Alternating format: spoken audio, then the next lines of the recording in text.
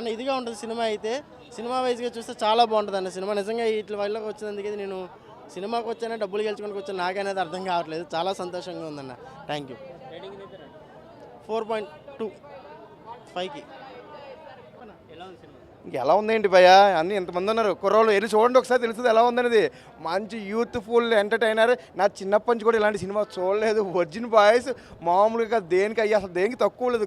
కిసులు సీన్లు ఏదైనా హాల్లోకి వెళ్ళి పండగ చేసుకోండి భయ్యా, మామూలుగా లేదు.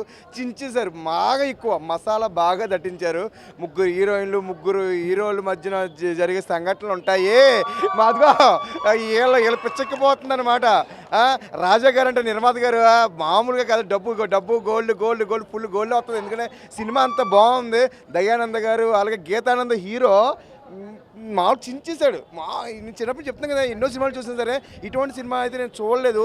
ఆ సౌండ్ ఎఫెక్ట్స్ కానీ మొత్తం ఎక్కువ పబ్బు సాంగ్సే, ఏ లవ్ సాంగ్ కూడా కాదు, అన్ని పబ్బు సాంగ్స్ ఆ సాంగ్స్ అబ్బో అన్నీ ఇంకా రూమ్లోనే, బయట కూడా ఏమి లేవు. మరి చూడండి, హీరోయిన్లు మీ ఫ్రెండ్లని మీ లవర్స్ని తీసుకొచ్చి ఖచ్చితంగా చూడాల్సిన సినిమా.